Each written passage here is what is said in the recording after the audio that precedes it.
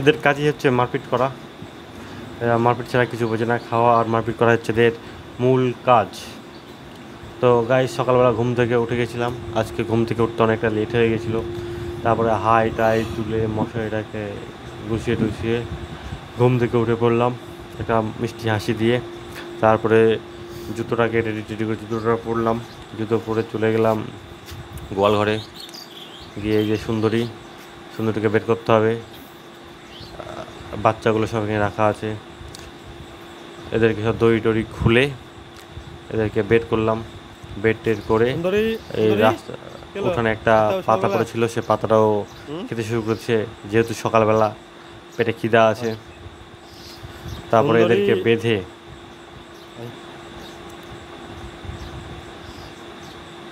আরে একটু মাঝে মাঝে খুনসুটি শুরু করে দেয়, দেখেছে। আর এ হচ্ছে আর একটা পার্টি, এর শিং গজাচ্ছে, তাই ও মানে মাথার শিংয়ের যেখানে গজাবে সেখানে চুলকায়, সে কারণে সে সবসময় এরকম করে এখন যেহেতু একটু বড় হচ্ছে। তারপরে সবগুলো বাচ্চাকে বেঁধে রাখা হলো টোটালি।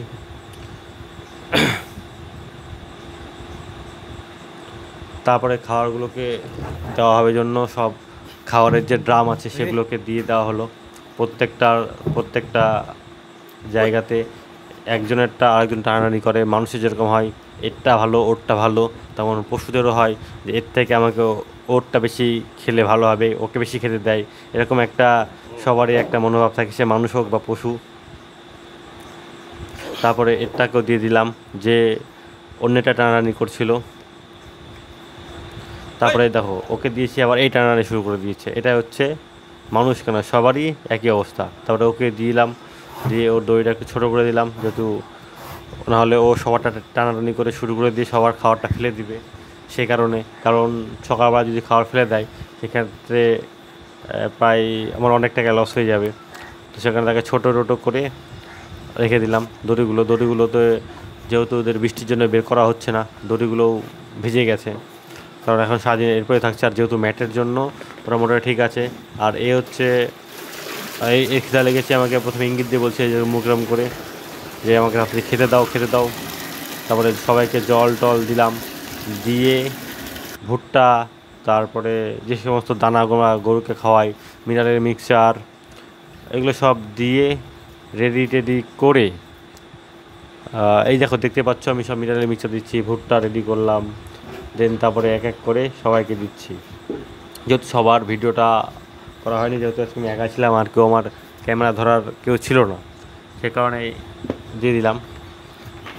এই দিয়ে দিলাম এর খাবার একে, তারপর আরেকজনকে দেবো।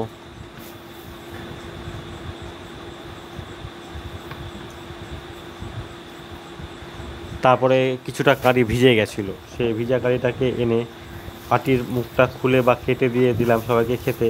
এরাও সেই আটিটা খাচ্ছে, কারণ ভিজা কারি খাওয়াটা এদের কাছে নর্মাল। বিকজ এরা আমরা যে গরুটাকে কারিটা খাওয়াই সেটা আমরা জলে ভিজিয়েই খাওয়াই, কারণ জলে ভিজিয়ে কারিটা খাওয়ালে সেটা শুকনো থাকে না, সেটা ভিজা থাকে। আর শুকনো খাওয়ালে গরুর শরীর শুটকি লেগে যায়, মানে যেটা শুকনো মানে শরীরের ওয়েট কমে যায়।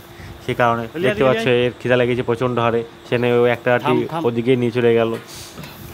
কিছু করার নেই, সবারই খিদা লাগে, মানুষ হোক বা গরু বা যে কোনো জীবজন্তু জানোয়ার। তবে এই আটিটাকে আমি খুলে দিলাম ভালো করে, তারপরে ও খেতে শুরু করে দিল, দেখতে পাচ্ছ। তো এইভাবেই সবাইকে দেওয়া হলো। দেওয়ার পরে সবাই খাচ্ছে ধীরে ধীরে। আর গোটা কারি খাওয়ানোর একটা উপকারিতা যে গোটা কারি খাওয়ালে হজম ভালো হয়। তারপরে আমি আমার জামা টামা পরে কারি কাটা মেশিনটাকে রেডি করে শুরু করে দিলাম কারি কাটা। যেহেতু কারিগুলো এই যে কারি কাটা আমি রেডি হয়ে গেছি, রেডি হয়ে কারি কাটা শুরু করে দিলাম। দেখতে পাচ্ছ আমিও কারি আছে, এগুলো তো সব শুকনো কারি। তো সে কারণে ভিজা কারি এই মেশিনে কাটতে গেলে একটু প্রবলেম হবে, কিন্তু মেশিনের ধার থাকলে কোনো প্রবলেম হবে না। তো এই যে কাটতে শুরু করলাম, যেহেতু কারিগুলো বড় বড় বেরোচ্ছে, সে কারণে আমি পরবর্তীতে গ্রাইন্ডার মেশিন নিয়ে এসে কারিগুলোকে কাটি না, এই কারি কাটার ব্লেড যেটা আছে সেটা ধার দিয়ে দিলাম, তারপরে কালি কাটলাম। এই যে গ্রাইন্ডার মেশিনটা নিয়ে এসে আমি সব ধার করলাম, তখন দেখতে পাচ্ছ। তারপরে গাইগুলো ধুয়ে দুধগুলোকে রাখলাম, যেহেতু গাই ধোয়ানোর সময় ভিডিওটা করা পসিবল নয়, বিকজ ফোন পড়ে গেলে প্রবলেম হবে। আর যেহেতু আমার ফোনটা পুরনো হয়ে গেছে আর ফোনটা এখন কেনা আমার পক্ষে একটু চাচ্ছি না আর কি ফোন কিনতে। তো তারপরে আসলাম, এসে দেখি যে এই গরুটার ম্যাটটার জল জমে আছে, এবং তবে সবারই ম্যাটগুলো মোটামুটি ঠিকঠাকই আছে, কোথাও জল জমে নাই, কিন্তু এরটাতে জল জমে থাকছে। যেহেতু এ হয়তো খুঁচে খুঁচে এক জায়গাতে খুঁচে খুঁচে সে জায়গাটা নিচে করে দিয়েছে, সেই কারণে এই জলটা একটা ঝাঁটা নিয়ে এসে জলগুলোকে পরিষ্কার করে দিলাম। পরিষ্কার করে দেওয়ার পরে হালকা গোবর টবর ছিল সেগুলোকে পরিষ্কার করে সে যে পিছনে যে জায়গাটা সেখানে সব গরুগুলোকে তুললাম, যে যে শুয়েছিল। শোয়ার পরে এই যে একে দেখছি ওকে তুলছি, এ হচ্ছে লেজি টাইপ। খাওয়া দাওয়া হয়ে গেল, শুয়ে পড়লো। থাকে না মানুষের মধ্যে এরকম থাকে, খাওয়া দাওয়া হয়ে গেল, কোনো কাজ কাম নেই, শুয়ে পড়লাম। এরও অবস্থা সেম, খাওয়া দাওয়া হয়ে গেল শুয়ে পড়ো, খাওয়া দাওয়া হয়ে গেল শুয়ে পড়ো, কিছু হলো কিছু দাঁড়িয়ে থাকলো আবার শুয়ে পড়লো। তো সবারই একটা ফ্যাক্ট থাকে। তারপরে এই যে এই বাচ্চা দুটো মারপিট লাগিয়ে দিয়েছে, এদের একটাই কাজ, সেটা হচ্ছে মারপিট করা, খাওয়া দাওয়া মারপিট করা। যেহেতু আমার চিল্লাচ্ছে এই বলে, তো তারা মাঝে মাঝে থেমে যাচ্ছে, কিন্তু তাদের একটা থাকে না যে আমার বল বেশি তোর বল কম, এরকম একটা প্রমাণ সব জায়গাতে করতে হয়। মানুষের মধ্যেও তো হয়, এটা পশুদের মধ্যেও হচ্ছে। তো সেই কারণে আমি যখন বললাম, তারপরে এর গায়ে রোদ লাগছে, এই জন্য একে একটা অন্য জায়গায় বাঁধলাম, দেখতে পাচ্ছ। তারপরে গরুগুলোকে এসে সবগুলোকে ছোট করলাম, মানে যে দড়ির হাই যদি 3 হাত থাকে সেটাকে আমি 1 হাত করলাম, যেহেতু ওই পাশে গরুটাকে টেনে নিয়ে আসতে হবে।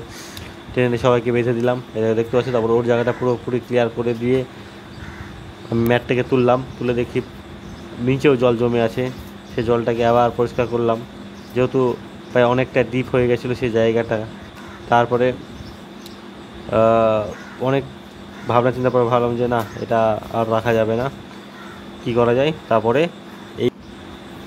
তারপরে একটা ঝাঁটা নিয়ে এসে সেই জলগুলোকে অন্যান্য দিকে দিয়ে রাখলাম, যাতে জলগুলো না জমে যায় সেই জায়গাতে। তো যেহেতু এই কাজটা করতে গিয়ে আমার অনেকটা খাটনি হয়েছে, তারপরে শাবল টাবল সব নিয়ে এসে রেডি করলাম, যেহেতু জায়গাটা পরিষ্কার করতে হচ্ছে, কারণ জল জমে থাকলে সেই জায়গাতে আমি কোনোভাবে কাজ করতে পারবো না। এখন দেখতে পাচ্ছ প্রায় অনেকটা ডিপ হয়ে গেছে, যেহেতু ঝাঁটার সমান। তারপর একটা শাবল নিয়ে এসে আস্তে আস্তে একটা করে ইট তুলছি, যেহেতু একটা ইট তুলতে পারলেই গোটা জায়গাটা করা ইজি হয়ে যাবে। এই কারণেই, কারণ একটা ইট তুলে গেলে সেই জায়গাতে আমি একটা গ্যাপ পাবো, সেই গ্যাপে আমি কাজ করতে পারবো। তারপরে আস্তে আস্তে একটা দুটো করে ইট তুলতে তুলতে প্রায় অনেকটা ইট তুলে ফেললাম। তারপরে সময়ের ব্যবধানে আমি সবগুলো ইট তুলে ফেললাম, তুলে দেখছি ভিতরটাও সেরকম জল জমা নেই, কিন্তু একটু নরম হয়ে আছে। তারপরে এক জায়গাতে কিছুটা মাটি রাখা ছিল, সেই মাটিটাকে নিয়ে এসে দিয়ে সে জায়গাতে পরিষ্কার করে সমান টমান করে আবার তরমুজ দিয়ে কিছুটা দাবিয়ে দিলাম, কারণ তরমুজ দিয়ে না দাবালে সে জায়গাটা ঠিকঠাক থাকবে না। এবং তরমুজ দিয়ে দাবিয়ে দেওয়ার পরে আস্তে আস্তে ইট পারলাম এক এক করে। যেহেতু ইট পাড়ার সময় আমার ভিডিও আঁকা সম্ভব হয়নি, তো লাস্ট মোমেন্টে এরকম একটা ভিউ এলো, মতলব সব কিছু পরিষ্কার করে, যেহেতু আমি সম্পূর্ণ জায়গাটা করতে পারিনি, যে জায়গাটা আমার ফল্ট সেই জায়গাতেই আমি শুধু করলাম। তারপরে গরুটার ম্যাটটা পেতে দিলাম, এবং ও দেখে নিল যে ওর জায়গাটা ঠিকঠাক আছে কি না। তো আজকের মতন আমার ব্লগটা এখানে শেষ, এটা আমার সকালবেলা কাজ। তো থ্যাংক ইউ, নেক্সট টাইম দেখা হবে অন্য একটা ভিডিও নিয়ে।